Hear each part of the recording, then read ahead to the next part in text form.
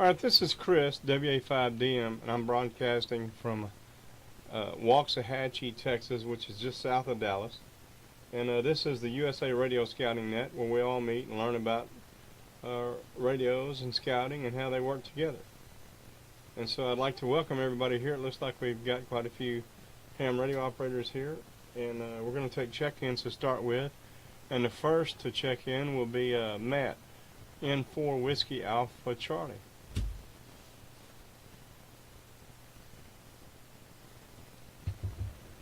Good evening, everybody, and those on the net. My name is Matt, November 4 Whiskey Alpha Charlie here in Lexington, South Carolina. Well, good evening, Charlie. It's good to have you from South Carolina. What's your scouting position?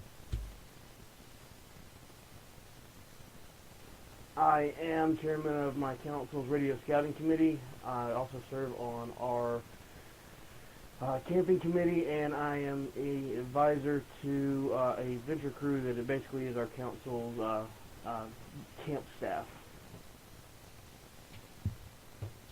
Well, we appreciate you being here, Matt. It sounds like the rest of us, you have a whole bunch of jobs and very little time. QSL?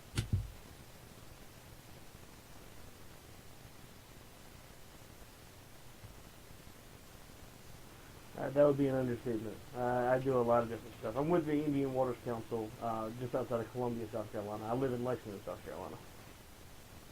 All right, Matt. Well, thanks for stopping by.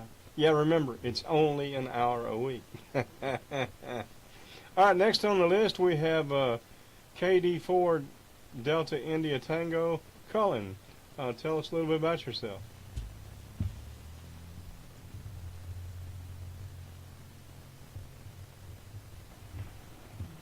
Okay, KD4DIT here, Cullen. I am an Assistant Scoutmaster for Troop 3 in Dallas, North Carolina. And, let me see, Committee Chairman for Crew 6. And a mate for Ship 459. So, yeah, I got several hats going here, too. My son just turned in his Eagle application yesterday, and he turns 18 tomorrow, so we're stressed out about getting all that finished up. Back to net control. Yeah, it sounds like you're busy too, especially getting that Eagle done. That's quite a task. Well, thanks for checking in tonight. And next we have on the list is Steve, N9BWT.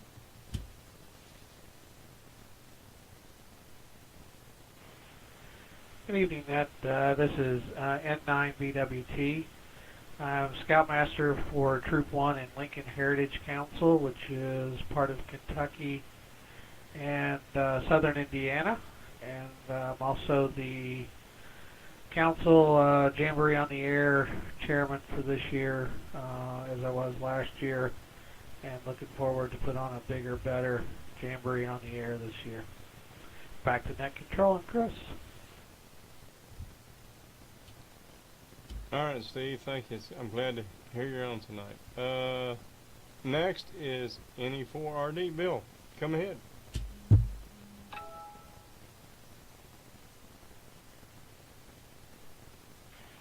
Good evening, everyone. This is NE4RD, Bill Stearns, and I am the current Vice President of the KTBSA, and also Committee Chair for my troop, and part of the National Council on Radio Scouting.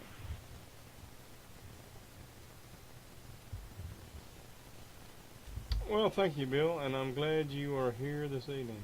Next on the list is our fearless leader, K5ND Jim.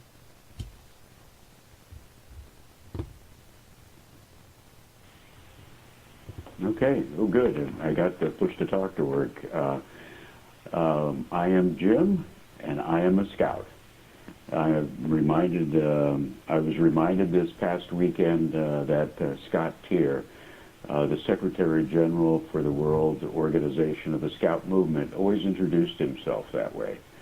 I think he's a much bigger scout than I, but this past weekend I was in Kuala Lumpur at the World Scout Bureau working on Jamboree on the Air, Jamboree on the Internet for 2018. So that's what I do. Back to net control. All right, Jim, it's great to have you on there. And what is your official position in radio scouting as far as national goes?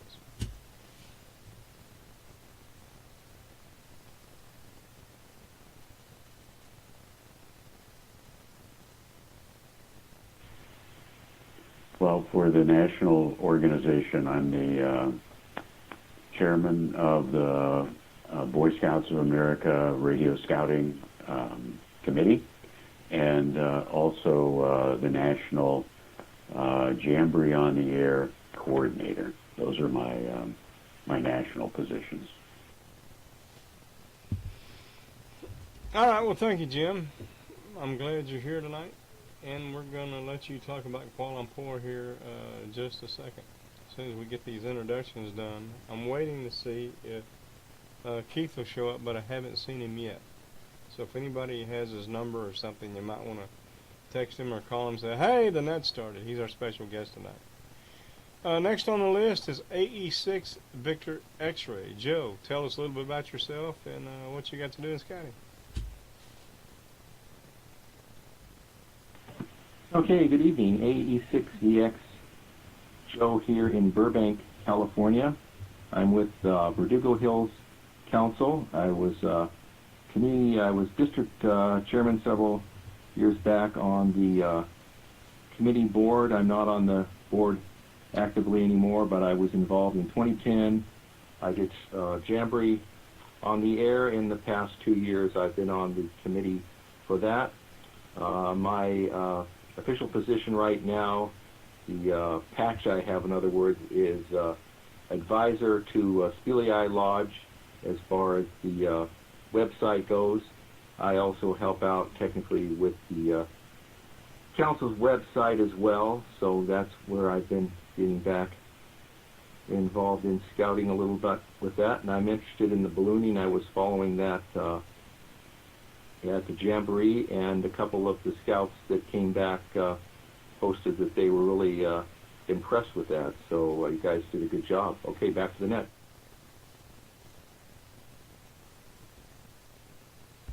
All right, well, thank you for showing up and all you do for scouting. Sounds like you're busy like the rest of us. Let's see. I think Steve is next. K5SVB. Steve, tell us a little bit about yourself, and you may be our next guest next month. Tell us about your scouting experience at Camp Wisdom.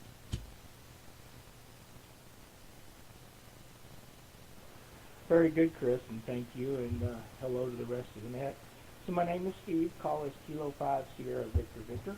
I live in Midlothian, Texas, which is just a little west of where Chris does, and was fortunate to be able to participate in Jamboree on the Air last year. We introduced the use of DMR, digital mobile radio, to the Scouts, and I had the great pleasure of having several young men and a few young ladies make contacts with folks in other countries and watch their eyes light up in the process, and their parents be amazed by the fact that their youngsters had just spoken to someone in a different country off of a very simple small radio. So we had a great time with it last year.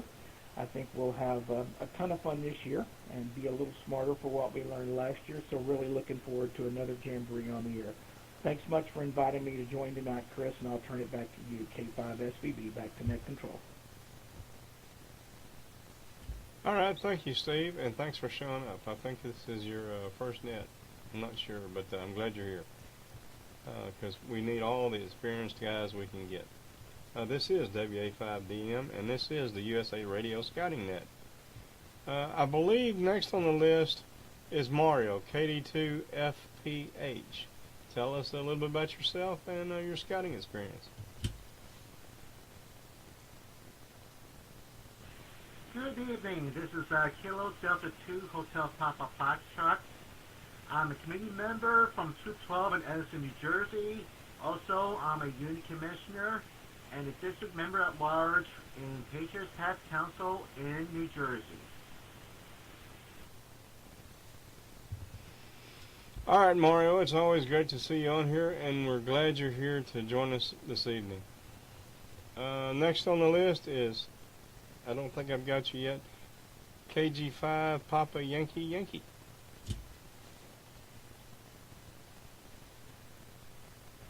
Thanks for taking me. Name here is Jeremy, KG5PYY. I guess short list of what I do with scouting is I'm a troop committee member, a unit commissioner, district committee member, merit badge counselor, and I'm working with a couple units on getting their ham radio licenses and getting these young guys interested in ham radio. Back to you. This is KG5PYY. All right, we appreciate you checking in, Jeremy. Are there any check-in? Is there anybody that I missed? Please come now.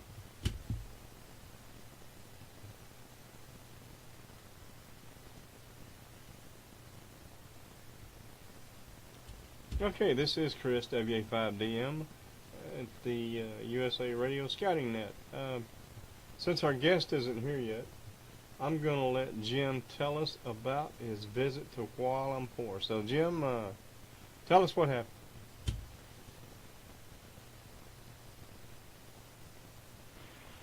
Yeah, you bet. I'll mention I talked to Keith on the phone, and he was at other scouting meetings this evening and is on his way home. He said he was trying to check in using his phone, but wasn't having any luck with that. But he thought he would do just fine once he got home and onto his other computer. So he should be checking in soon. Let's see, to go at the top of the funnel and work my way down. Each year, the World Jamboree on the Air, Jamboree on the Internet team meets in person, and the last couple of years we've met in Kuala Lumpur, which is the headquarters for World Scouting. It's called the World Service or World Scout Bureau. It's in an office, a high-rise office building, pretty small, but very modern. The entire building was built only 3 years ago, or maybe it was 4 years ago when we first visited it. And the room the high-rise was essentially empty except for the World Scout office. And but it's this particular meeting had a significant difference thrown into it. The World Scout Committee, it's composed of 30 people who are elected to the committee, elected by all the other nations that are involved in scouting, and that's just over 160 at this point. They met last year and considered a number of resolutions, as well as conducted their elections. And one resolution was to increase the funding for scouting's largest event, Jamboree on the Air, Jamboree on the Internet. And that came about as a result of a resolution submitted by the United States and supported by Australia and a couple of other countries, I believe, in the resolution process, and then approved by everyone. Well, that seemed to have turned things, ramped up things significantly. At World Scouting, we've struggled a little bit for priorities over the last several years since the team was created in, I think it's 2013. And boy, that was not the case. Oh, I think I'm timing out. Let me go off and come back. That happens to me a lot. I get timed out.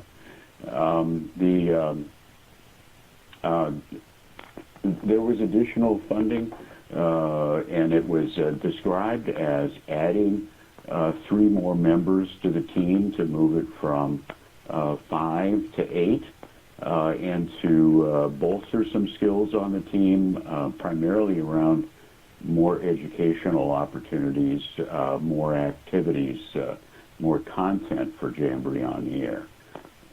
What we did for this meeting is 10 additional people were invited for the weekend. They came from a lot of different countries. A fellow from the U.S. Was invited, a gal from Benin, one from Azerbaijan, Poland, Australia. We had, I can't rattle them off here without my notes, but 10 people, maybe 1 or 2 were in their 30s, most of the rest were in their 20s, substantially younger than our team is. And so for one day, Friday, our team met alone, and we wrapped up the 2017 report. We did some planning for 2018.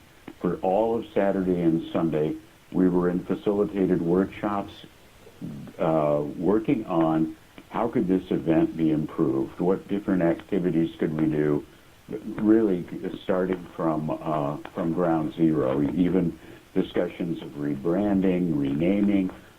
Everything was on the table. So it was a very, very exciting meeting. Let me key out once more and come back.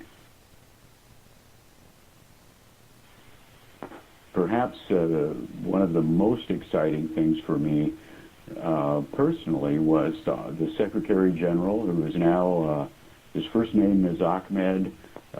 He was the United Nations Youth Envoy for a number of years, has recently stepped into the World Organization of the Scout Movement as their Secretary General. Very dynamic individual, very connected across the planet.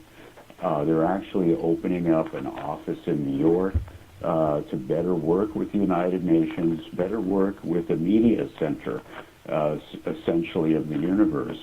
But we talked about one particular meeting. He stopped in. We were talking about our trusted partners, ScoutLink, Jody Radio, Jody TV, and he said we need additional partners, and we should be shooting for the moon. He suggested Facebook as one of our partners in talking to Mark Zuckerberg. And I know he can open that door. So it was just a complete breakthrough in the thinking and the enthusiasm that is underway in that office about Jamboree on the Air, Jamboree on the Internet. So from that token, it was very exciting. We did a report that's under review right now of all the suggestions for improvements. That report was distributed before we left Kuala Lumpur. They did a marvelous job there.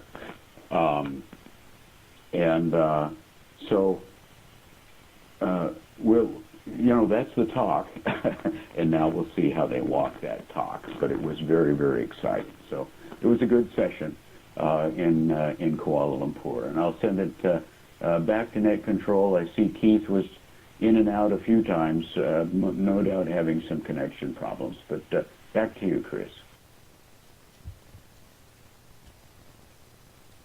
Okay, well, thank you, Jim. Man, that was a great report. You must have had a lot of fun over it. I saw some of the pictures, and it looks like y'all were having some great discussions and having a lot of fun. Is there any other check-ins? I don't see anybody, but did I miss anybody? If I did, please come now.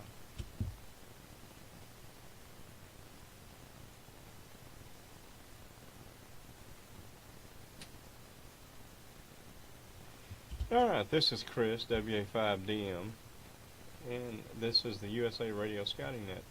I'll tell everybody a little bit about myself in scouting. I am assistant advisor. I am the Camp Wisdom ham radio shack person, and I'm roundtable commissioner in Circle 10 Council, which is in Dallas. So I have a lot of fun doing that, and I have way too many jobs for what short time I have, like the rest of us. So that's my scouting. Let's see. Jim, do you have an update on the World Jamboree registration?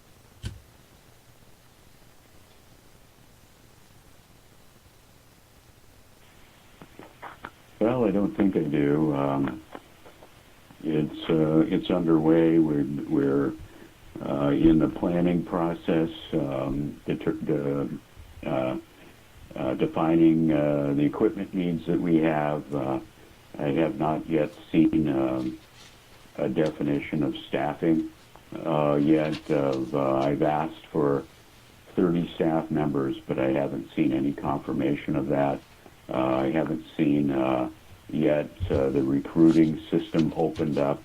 I know a number of people have received notice. They've filed their application to serve on staff and have received notice that their National Scout organization has approved their application, which means in our case the USA. But as of yet, I've not seen anything on overall Jamboree approval, and then once that happens, then staff selection for specific assignments will happen. I did talk with Richard Middlecoop, who he's PA3 BAR. He's the head of the World Jamboree on the Air, Jamboree on the Internet team. He's also organized probably the last 8 or 10 World Scout Jamborees, maybe not 40 years, but certainly 20 years worth of them. Talked to him in Kuala Lumpur, and he's gearing up. A lot of people are interested in serving on staff from around the world. And I'm told 80% are expected to be from outside the U.S. So we'll wait and see how that all works out. But not a lot of report, just waiting to see what happens.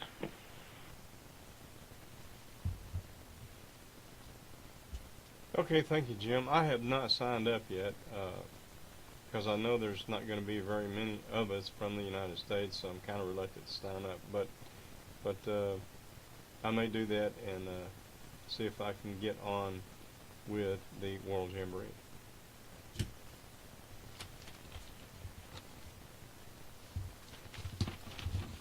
Okay, now one thing I want to talk about tonight is we have 9 months to go until Jamboree on the Air. And what I have done, I'll let y'all know what I have done. I have contacted my international committee chair and told him that I need to meet with him and the activities chair for the council, which is Circle 10 Council. So I have set up a meeting with him and her for March the 3rd, I think it is. No, March the 2nd. Anyway, somewhere in there. I've set up a meeting so I can get with them, so I can explain what Jamboree on the Air is, show them our successes from last year, and so we can get everything on the calendar, maybe make it a council event, and make it bigger than what it was last year. So that's what I'm currently doing to work for Jamboree on the Air, to make it bigger and better. Now some of the notes for February is, these are some of the things you need to be doing this month. Meet with the team, your committee that you've set up for radio scouting. Put a schedule together. Figure out a location to have your meeting. To have your Jamboree on the Air. And recruit a radio scouting champion point of contact for your council. That could be you or anybody else for that matter. You might want to participate in the Baden-Powell Founders Day, which is February the 22nd. Participate in the ARRL School Roundup Club. That's Monday the 8th and through Friday the 12th. Participate in the Scout-Oriented Nets, Echolink, IRLP, D-Star, DMR.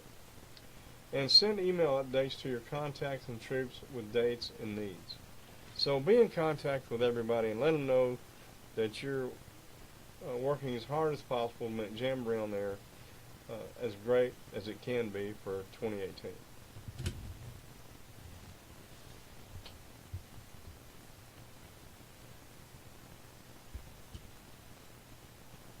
This is WA5DM on the USA Radio Scouting Net. Keith, I see you're on board. Did you get all your everything figured out? Are you online here?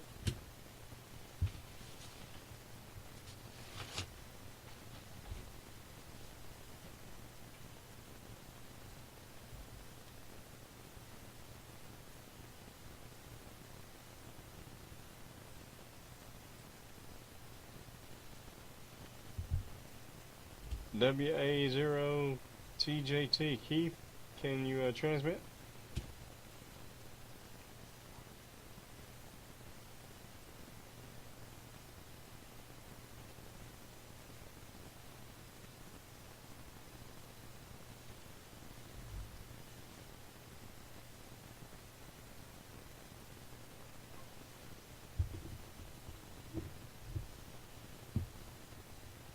All right, hearing nothing, we'll see what else we can discuss here.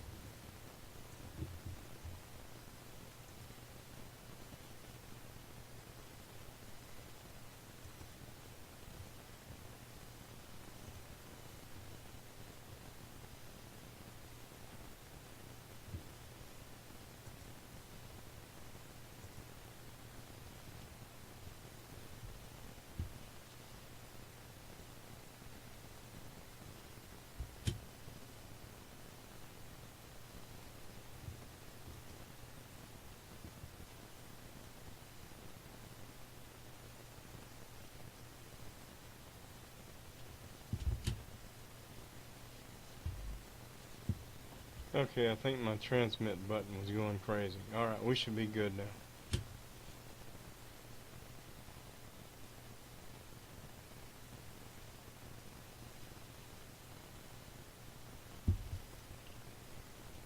Keith, are you able to transmit? WA5DM.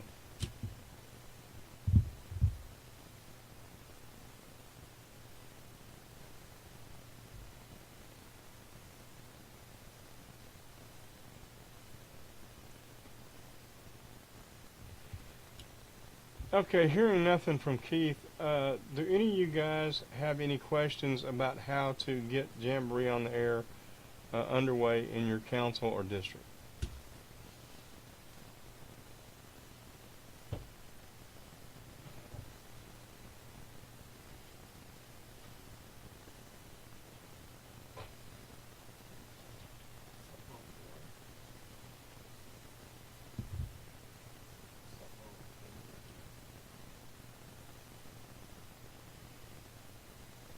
Okay, the best advice that I have is try to go to where the scouts are. In other words, if there's a camporee, a cubberee, or some kind of event where the scouts are, it's best to go there and do Jamboree on there. It's easier to go to them than they can go to you. And once you get the word out and Jamboree on there starts to take a foothold, then you can maybe even have, because one of our goals is to have Jamboree on there for each district, and we have 25 something districts. But I know that's a long way down the way, a long way down the road. But that's our goal, is to have each district do their own JOTA.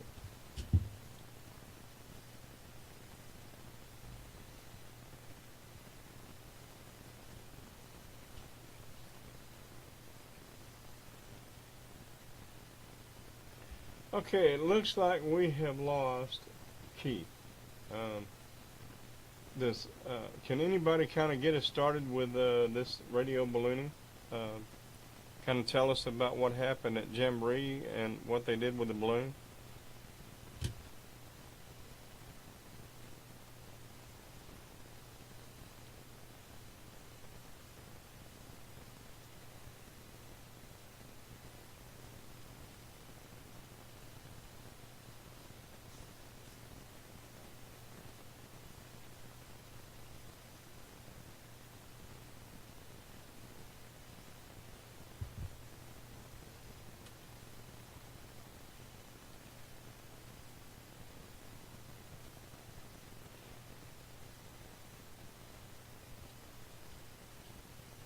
Okay, who was at the Jamboree, the National Jamboree last year, and witnessed the balloon launch?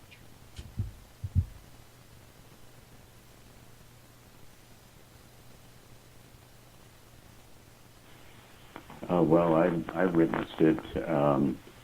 I think there's some videos online. I know Steve N9BWT has launched balloons as well. I think he talked about that at one of our previous nets. But the ones that were launched at the Jamboree in 2013 were high altitude balloons. Fairly complex to just get them inflated, and then they would rise to 80 to 100,000 feet before they would burst, and then parachute down to earth. The goal was to, I think sometimes they take photographs. We didn't do any of that, but in 2017 we launched. Not entirely sure what the technical name is for them. We launched party balloons. They were Mylar party balloons. They weren't much bigger than that. It was a careful process of using some coins to gauge the weight, the fill of the balloon. They were expected to be at 30 to 40,000 feet altitude once they launched, rather than that 100,000 feet. And I'm told that if they had gotten to 30 or 40, they would have gotten into the jet stream above most of the weather and are expected to circumnavigate the planet.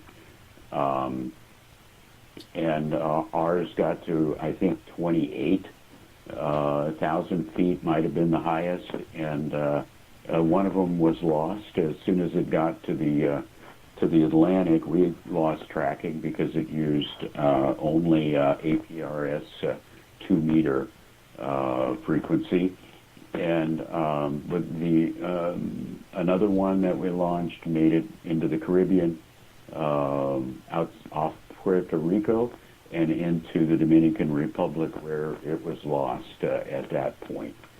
I see Keith has shown up again. Maybe he's connected here and can tell more about that. I will mention that you can get circuit boards that are launched that not only have APRS 2-meter beacon, but they have whisper on them. I think typically 30-meter whisper, and so you can do a better job of tracking them when they're over the ocean. But this is K5ND. We'll send it to WA0TJT. Keith, I hope you've been able to connect.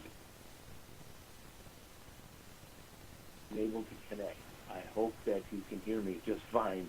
I can't apologize enough for being both late and then not technical savvy enough to figure out what was wrong. And I still don't know what was wrong. All I know is it just all of a sudden connected. So let me make sure first off that you can hear me. I'll turn back to you for just a second, Jim. Yep, we hear you well. Good job. Very persistent. Kudos to you.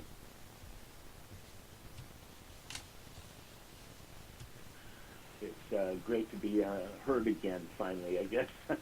Like I said, I do apologize. I've been at 3 different scout meetings, and the last one usually ends at 8:30. It gives me more than enough time to get home in time for 9 o'clock. And this evening, of course, it went long. We had a new district executive to train, if you will, so it took a little longer than usual. I have to admit I'm not completely sure where we were. I heard what Jim was saying. You can still see both of the balloons on the various balloon tracking sites, if you like. Simplest way to go take a look at them would probably go to aprs.fi, and in the upper right-hand corner there will be a box called Track Call Sign, and if you were to put in K2BSA-**, K2BSA-**, Both of them can be seen on the screen at the same time. One of them off the coast of Delaware or New Jersey, and the other one, like Jim was explaining, right on top of the Dominican Republic. In doing some research on it, I found that both of them were hit by various storms. The K2BSA-11 balloon off of New Jersey there was caught up in a low-flying thunderstorm at about 45,000 feet, and that our balloon apparently flew right into that one. And the one over the Dominican Republic, which we did launch a couple days later, it flew into the big hurricane and spun around in circles. It actually had gone out into the Atlantic much further than you see now where it is, and it ended up doing a spiral around and around twice, and ended up where it is. I doubt very much it landed on the island. It most likely landed in the water someplace, but it's hard to know. Let me see if Jim would like me to talk about. I'll turn it back to him, and I'm certainly open to any kind of questions. Back to you, Jim. K2MD. I think that's right. W0TJT. Okay, Keith. I think, what maybe a way to proceed is to you can either present an overview. I was talking a little bit before you arrived about what we launched in 2013 versus what we launched in 2017, but after that, I would think open questions would be a good way to start it as well. So, and Chris, maybe you have some thoughts there. WA5DM. This is K5ND. Chris, for other thoughts about how best to proceed. Okay, thank you, Jim. This is WA5DM Net Control, and I want to officially introduce. Keith, so y'all will know who he is. Since you're our guest this evening, Keith, I'll introduce you. He's the Assistant District Commissioner and the Council Radio Scouting Committee Chair. He's a member of the National Radio Scouting Committee. He has received the ARD. Okay, we're really technical whizzes here. If it's any consolation, our World Jamboree on the Air, Jamboree on the Internet team allocates 15 minutes of their online meetings just to get the connections worked out. And that's only 5 people trying to check in through TeamSpeak is what we use. So Keith, give us an overview. In 2013 versus 2017 might be a good angle to take.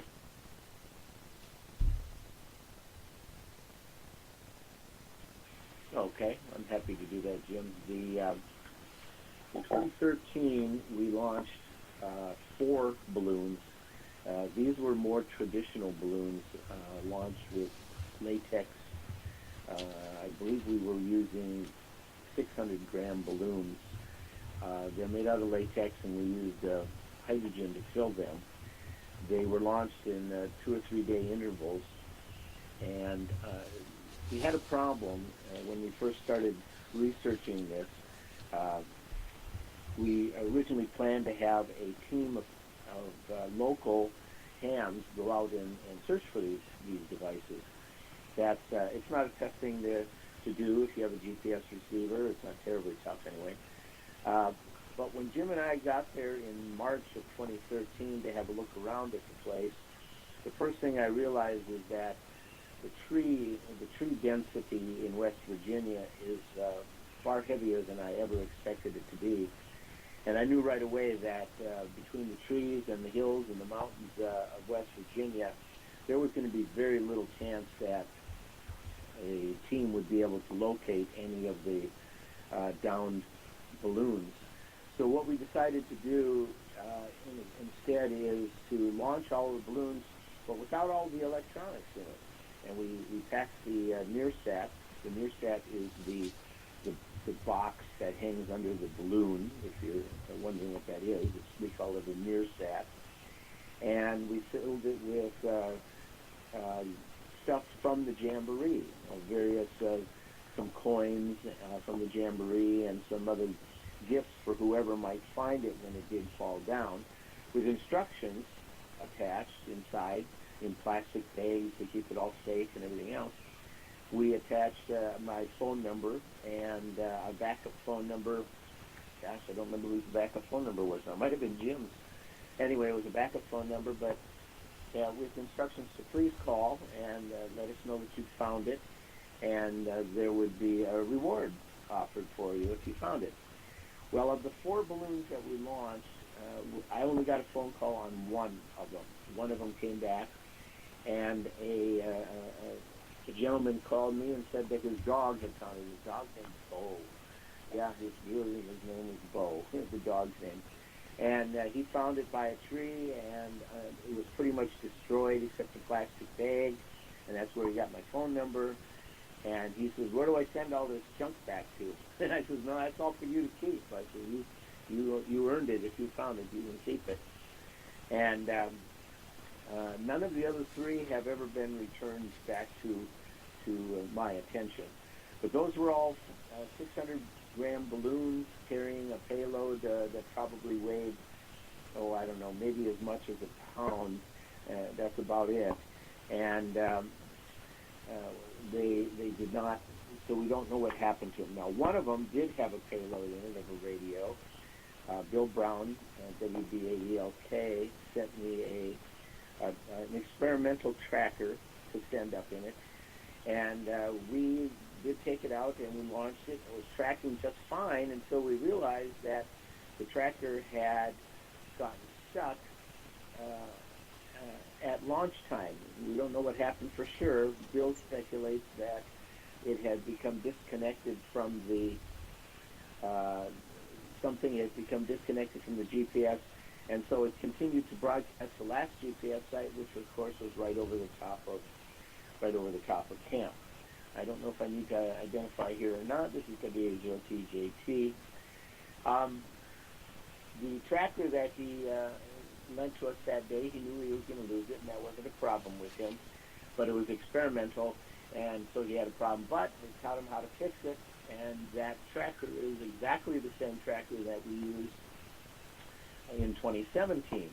In 2017, he gave us a couple of these trackers, and if I could share, I don't have any way of sharing a photograph, or I would. I think there's some on the K2BSA .net website, and we launched 2 of these instead of 4. We'd only launched 2 using instead of latex balloons, we were using basically it's a party balloon, and looks very much like the party balloons you might walk into the grocery store and buy and have happy birthday on them, except you didn't say happy birthday.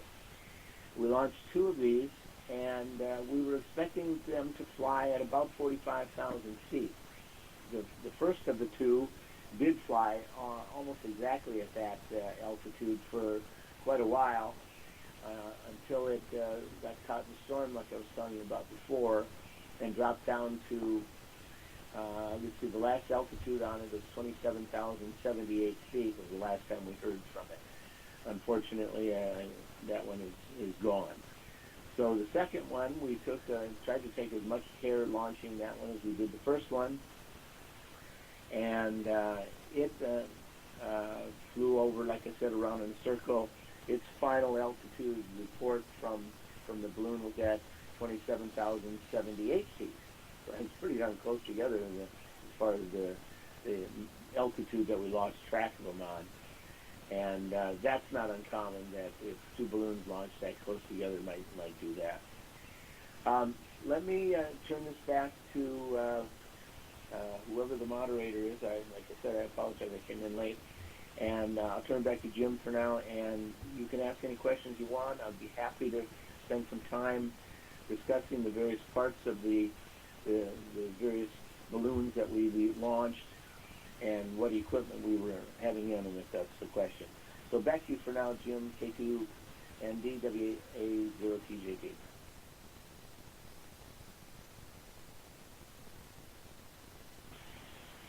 Okay. Well, Chris, WA5DM is net control, but yeah, last time I sent it to Chris, I didn't hear anything back. So let's just open it up for questions right now. Open for questions. This is Chris, WA5DM. Yeah, my mouse moved off my thing. That's what happened, and I didn't know it. My first question is if you were going to do a balloon for Jamboree on the Air or for a scouting event, what balloon would that be, and what instrumentation would you have on that balloon?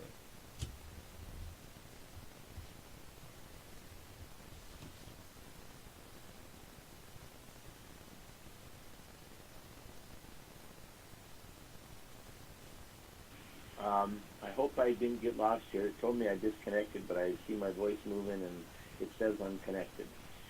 What would I do at a Jamboree if I was going to fly a balloon? I would stick with the latex balloons if you've never launched one before. The latex balloons are a lot less critical on what you're doing. You can pump gas into them, and you can pretty much launch it without too much experience. The balloons we launched in 2017 are a lot more delicate. They're a lot harder to get launched correctly with the right weight and everything else.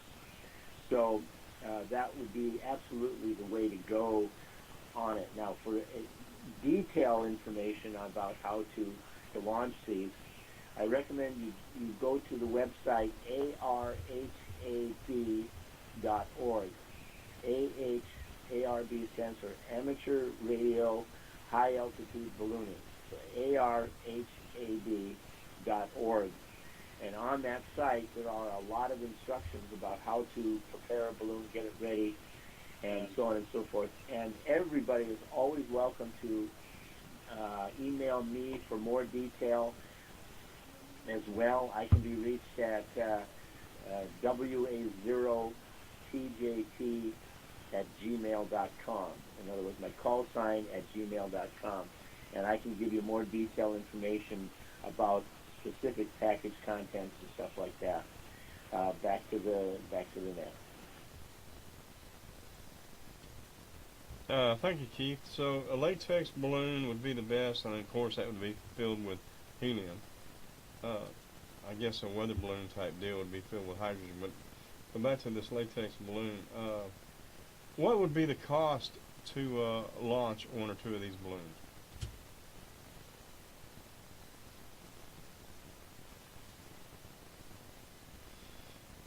You guys profusely there. I didn't hear your question. Try it one more time. Yeah, what would be the cost to launch one or two of these balloons with the instrumentation that you would recommend we have aboard?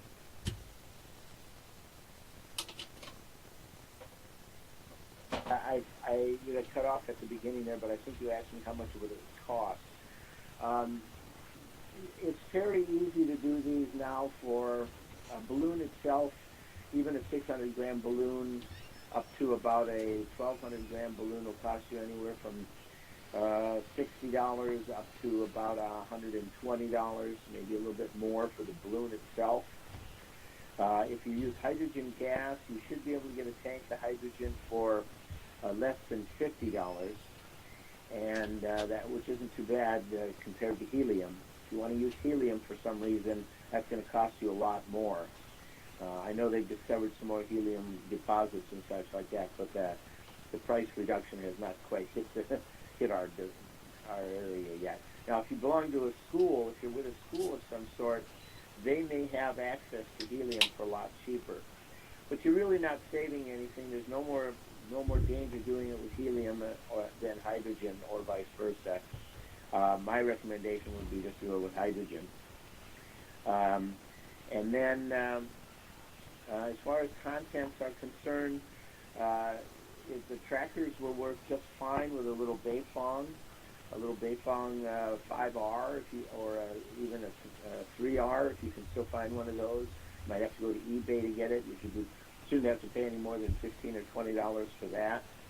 You'll need a tracker itself. I recommend the Bionics, go to the Bionics website and find one of their trackers that you're happy with. The Tracker 2 works absolutely wonderful. There's nothing wrong with it whatsoever. I've been using it for all the years I've been flying. In fact, that's exactly the one I use, and I've never had any problem with it.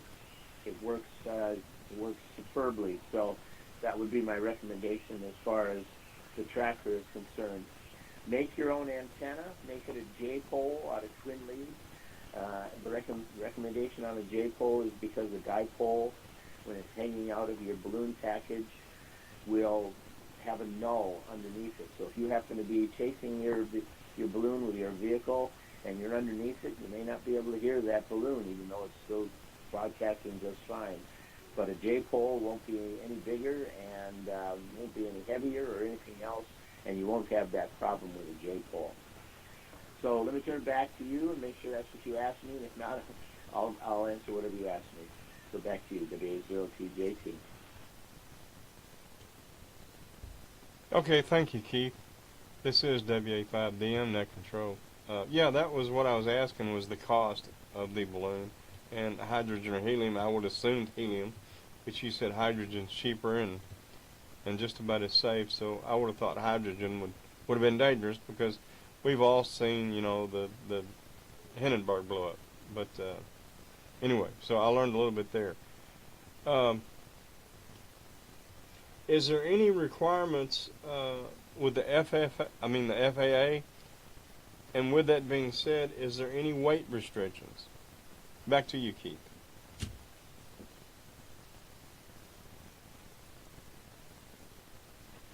Okay, good questions, both of them.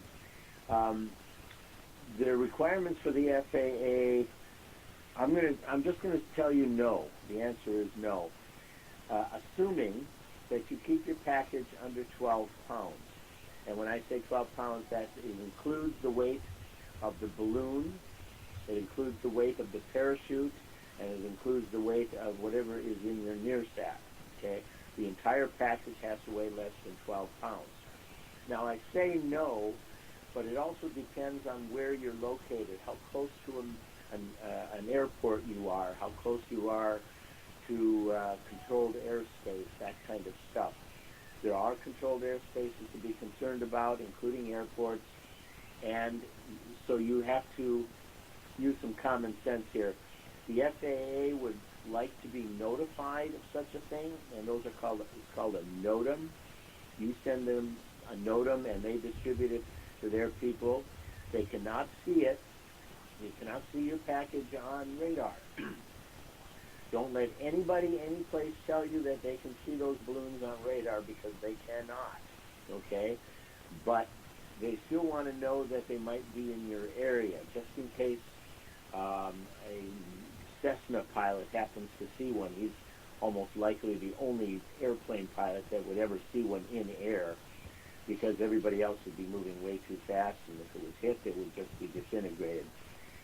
I've only been doing this since about 2005 or 4 or 5, but in all that time, and I was keeping the records for around the world, there's no reported anybody ever hitting one in an airplane, so the odds are astronomical.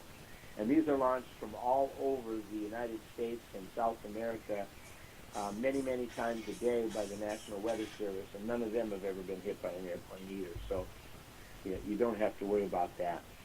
And as far as the FAA notification is concerned, you will hear 1,000 different stories. If you want to be absolutely confident that what you're doing is not going to cause any problem, then I would recommend you file a NOTAM. It only takes about 2 minutes.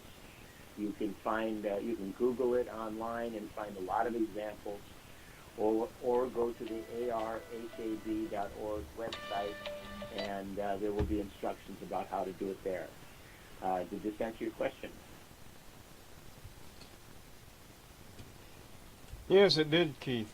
Thank you very much. Now, I'm about,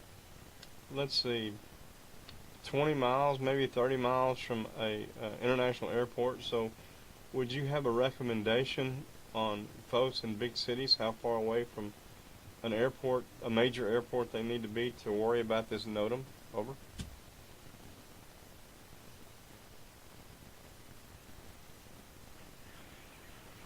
lot of that also is going to depend on where you're away from that airport. For example, I don't know where you're located, but in most of the United States, the upper level winds are flowing from west to east.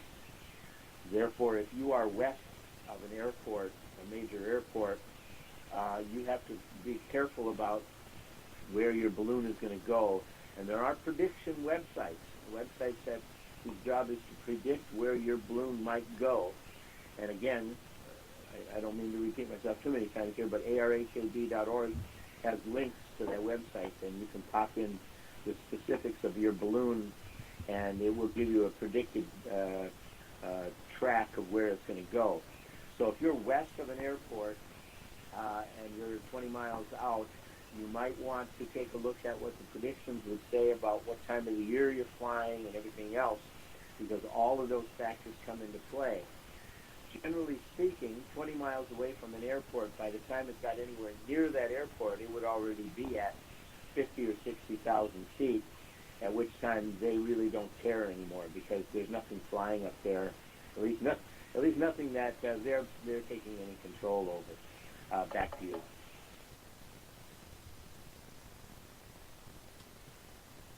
All right, Keith. One more question about the latex balloons. You said they go to about 60,000 feet. How on earth can those balloons be recoverable when they get up there? Because I know that airspeed up there the air is moving pretty fast up there. So I would assume that most of the time the balloon's not recoverable. Is that correct?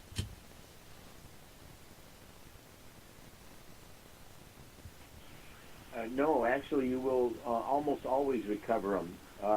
In my experience, all the years we've been doing it, we only lost one balloon in all those years, and only because we didn't recover it on the day it was flying. It's a long story. Suffice it to say that some deer probably caught their feet in the shrouds of the parachute and dragged it off into the woods. Okay. And when we got around to going to chase it, it was already lost. You're tracking the GPSs. The GPS will send down a telemetry through that Dayfong or whatever radio you decide to use. Don't spend too much money on it. And you will be able to monitor its progress throughout its trip. You will always know where this balloon is. You will know how fast it's traveling. You will know what altitude it's at. And you will be able to compare that to the prediction of where it was going to land based on going to that website. You should, if you carefully plan everything, you should be able to get in front of it to the point where you might actually be able to see it come down. One of the things that we like to do when we launch these is to watch it actually land. And that happens quite a bit. You will almost always do that.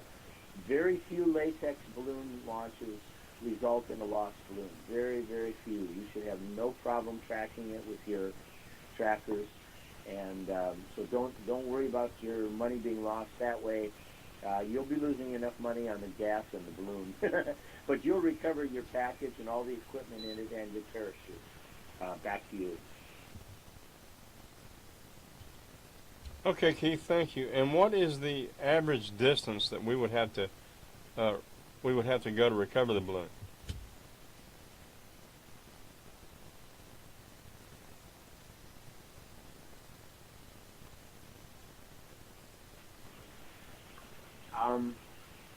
I didn't understand the question. What is the what you'll have to do to recover the balloon? No matter where the balloon lands, one warning I will give you right away is to make sure that you ask permission of the property owner before you go onto his property to recover your balloon. I didn't quite understand the first part of that question, so hit me up with that one more time. Yeah, Keith, what is the average distance that you have to travel to recover the balloon? Over.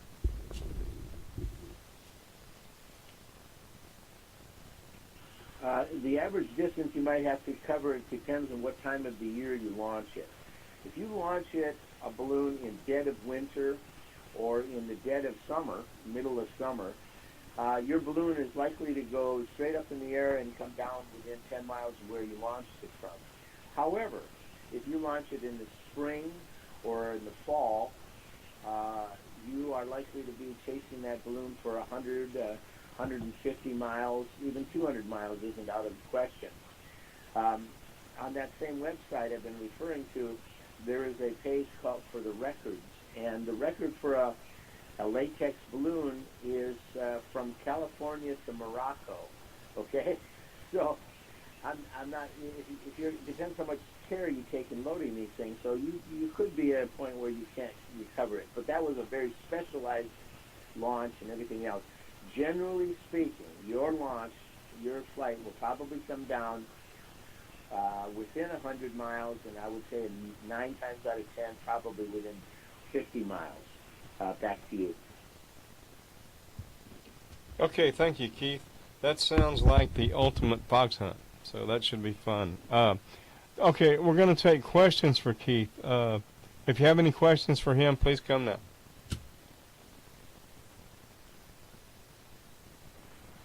Keith, good evening. This is Steve, K5SVB. One question I would have would be with regard to liability. You mentioned the aircraft situation. That was a question I was going to ask, and thank you for clarifying there. Another question I would have is, so I can only imagine I'm heading down I-45 between Dallas and Houston, and a couple of 3 pounds of something slaps into my windshield with a parachute on it, and I get startled and have an accident. What's the situation with regard to liability and launching balloons?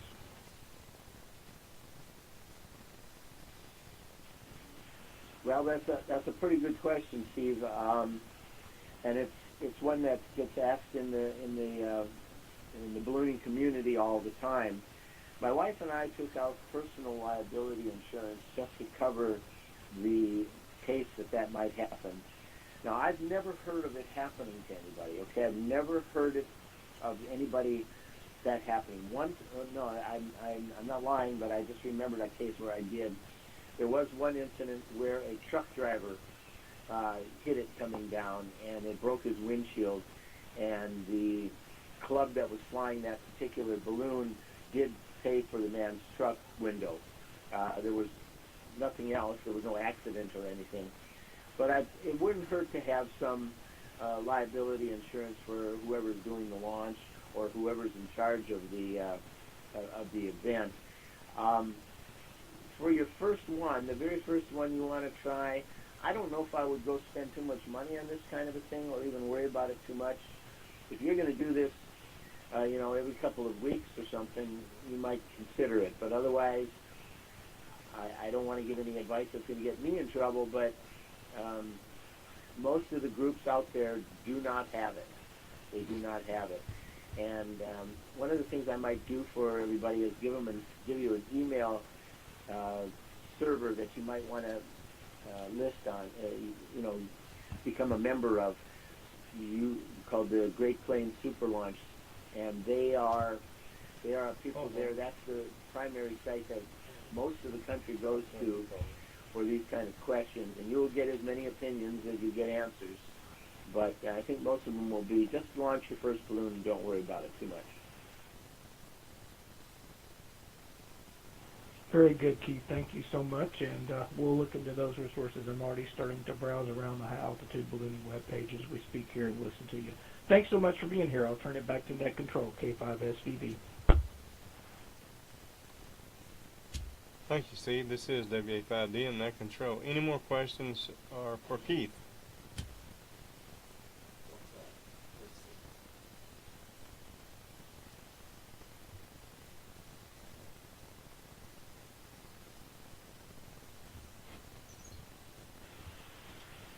Keith, this is N9BWT.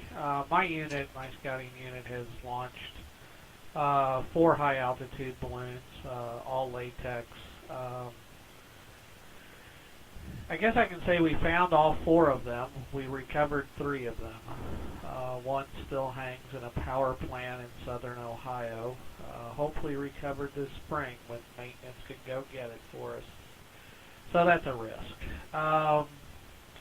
What you mentioned tracking. I mean, are you strictly doing APRS type tracking? Or are you doing anything else as far as tracking your balloons?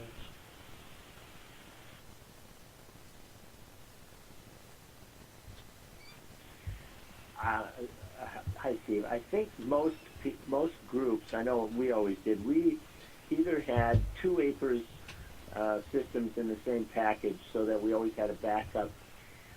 Some people trust themselves with just one, but then they almost always put some kind of a CW beacon in it as well. The CW beacon, it can at least then be radio direction found if they had to, RDF. And we have participated where using RDF was the only way that some balloons have been found. Every year, the Great Plains Super Launch, which, by the way, in 2018 isn't even in the Great Plains, it's at Snake River, Idaho. Anyway, long story again. Every year, there's at least one balloon that the APRS system fails, and we have to track it down with radio direction finding equipment. But that's fairly inexpensive. I mean, everybody's got an HT, and you can build a tape measure antenna for just a few dollars, and they work perfectly for that. Or, of course, if you have an aero antenna because you're doing satellite work or whatever. Now, as far as your power plant hanging balloon, yeah, make sure you contact those people. You don't want to recover that yourself. We've had a few experiences where that gets wrapped around a power line coming down, and it's always required calling the power company to come in and get it down. I've never heard anybody being charged for it or gotten into any kind of trouble or anything like that. It's just another one of those things that happens from time to time. Back to you.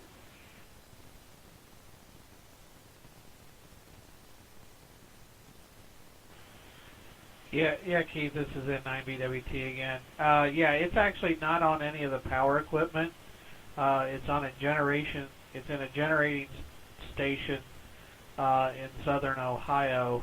It flew probably about 90 miles to get there, and is actually hanging on the superstructure. We have been in contact with them, and they're like, yeah, maintenance is scheduled to go up there and do some work in the spring, and we should be able to get it for you then. So they're not in a big hurry, but it's safe and sound hanging on a piece of steel.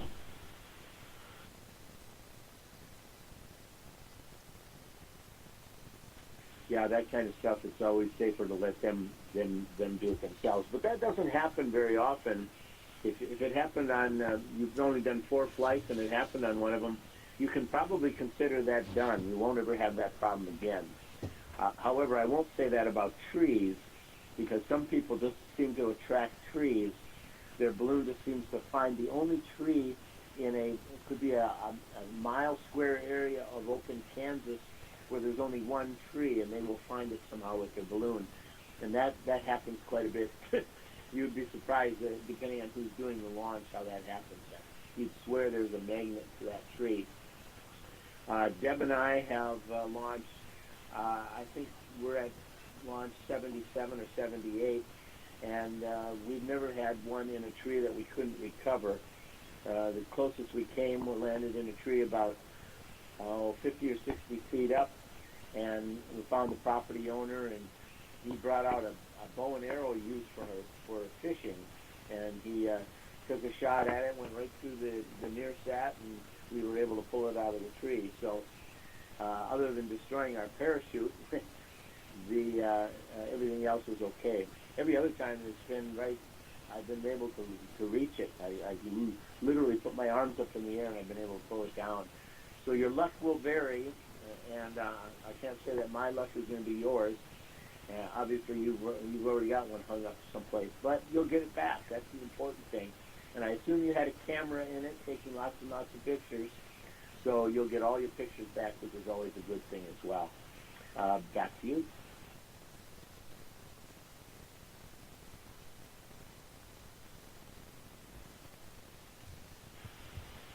Yes, we did. We had actually had 3 cameras on there. Now we've used a spot GPS tracker as well, and have found that to be, other than price, quite effective, at least at lower levels. And I say lower levels, lower than 60,000 feet, to have a fairly good tracking record. Any comment on that? And then I'll let this be my last question, and give it back to you.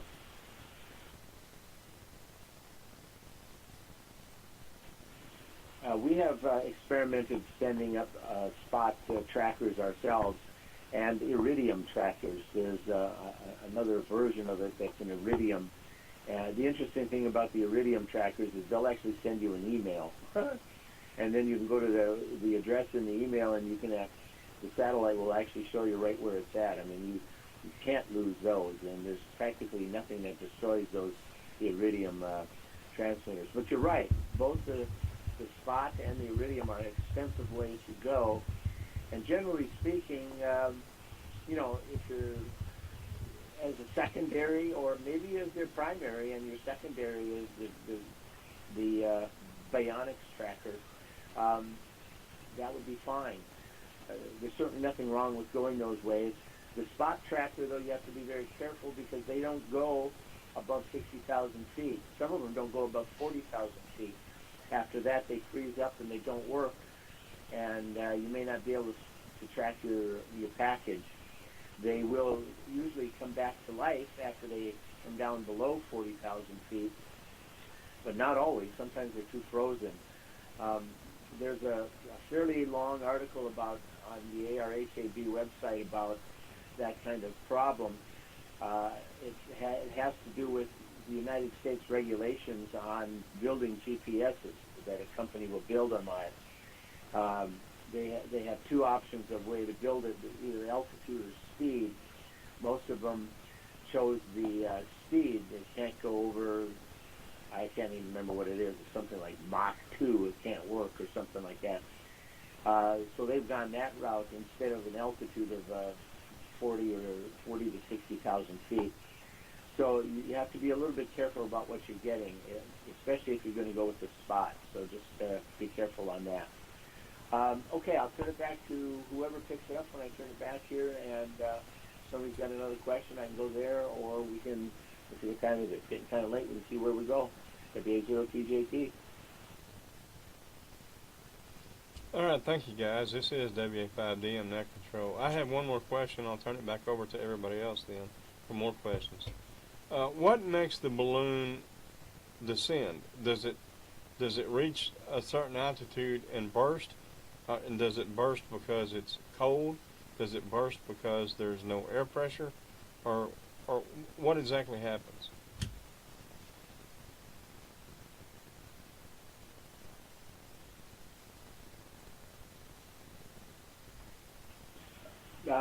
That's a good question, and I'm sorry I didn't cover it.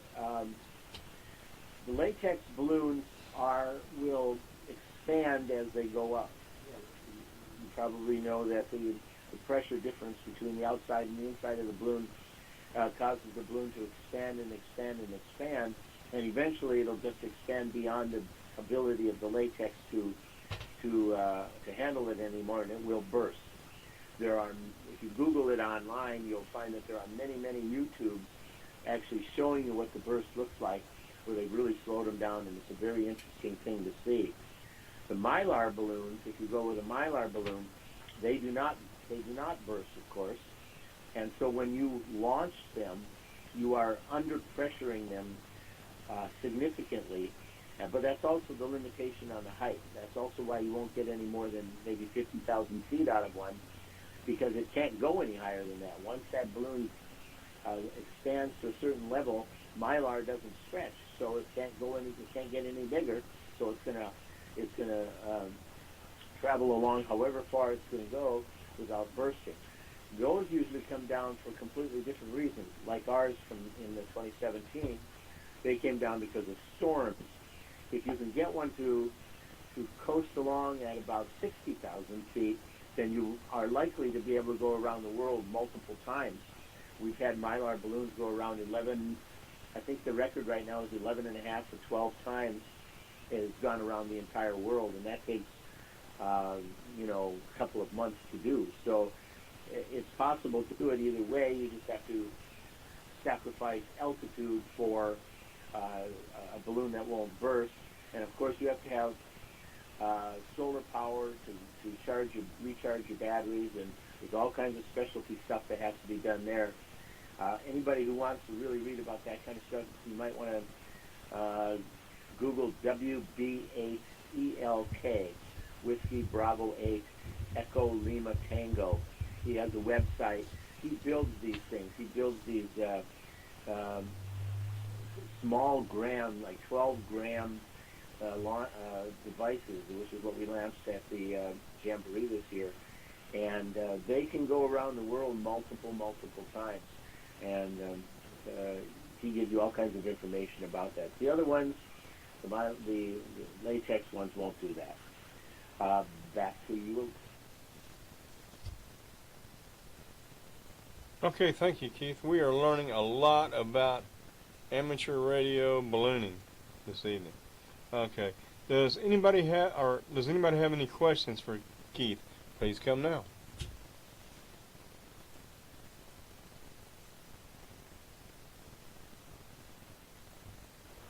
Yeah, one last question from my side here, Chris, to Keith.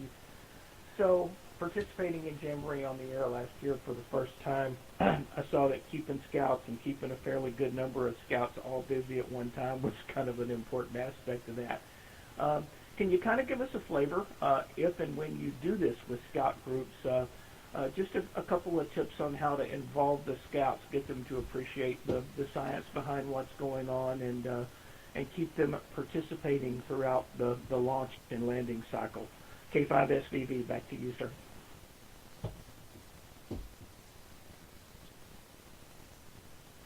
Well, that kind of depends on exactly how much effort you want to put into it.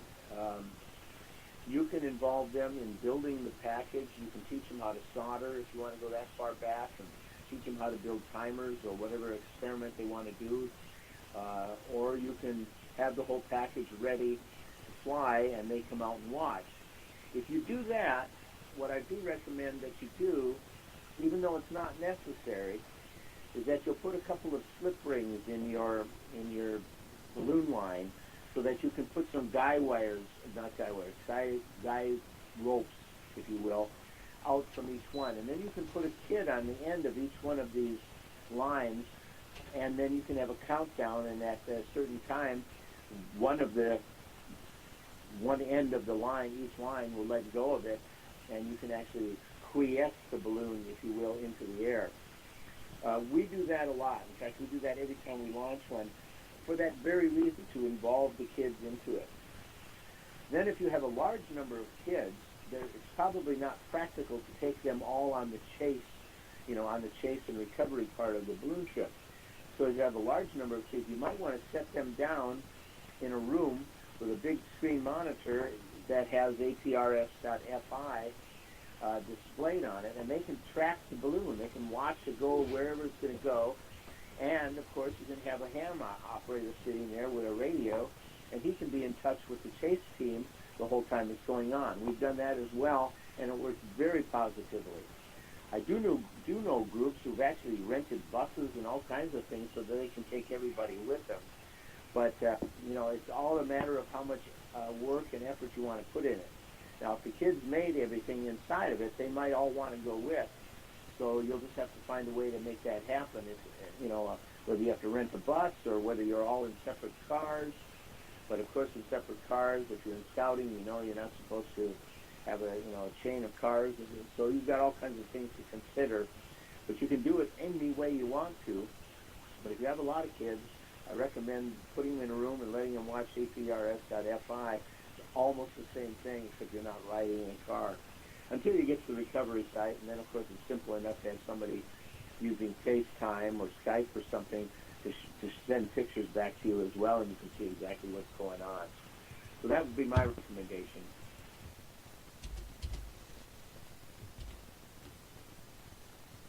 Fantastic. You mentioned a couple of things there to get the thought process started, and I really appreciate you sharing those tips with us. And once again, before I sign, thanks for taking time to do this, Keith. Very much appreciated. K5SVB, back to net.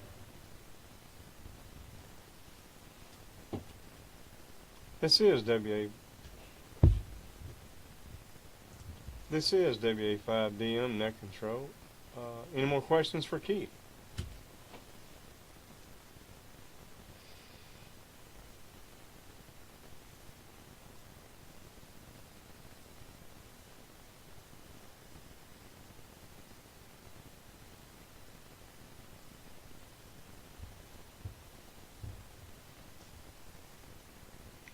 All right, Keith, I cannot thank you enough for being our special guest and helping us learn about radio ballooning. It has been wonderful. But before we leave, I want to take some more check-ins. Anybody who has not checked in, please do so now.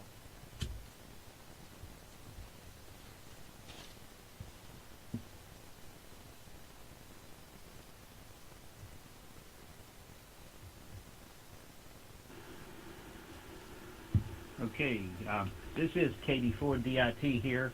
As you'll see, it's showing up as KF4YBM. We finally got Echolink working for her, got her signed on here, but she's fallen asleep, so I'm checking her in by proxy. And she's just a scout mom here.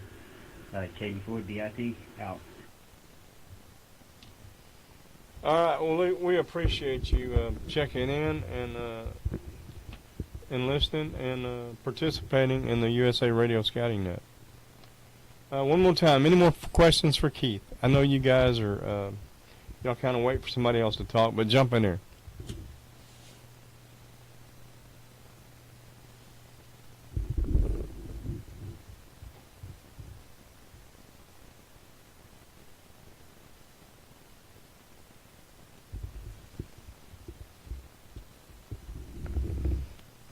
Okay, any more check-ins?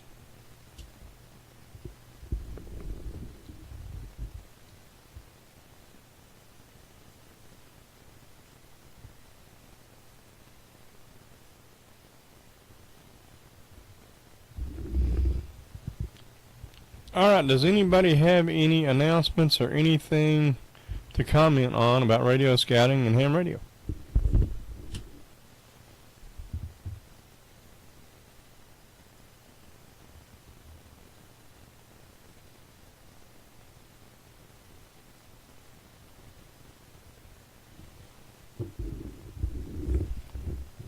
All right, with that being said, I'm going to close the net because it is 11:30 Eastern time, and we appreciate you guys in the East hanging with us.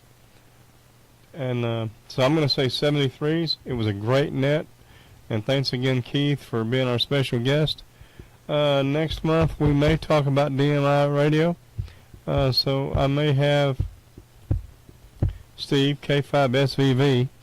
And I'm going to also try to have the brand master guys come on. So we'll have some special guests next month about DMR because that's a lot of fun also. And it really works great for Jamboree on the air. So 73s, everybody. And we'll catch you next month. This is Whiskey Alpha 5 Delta Mike.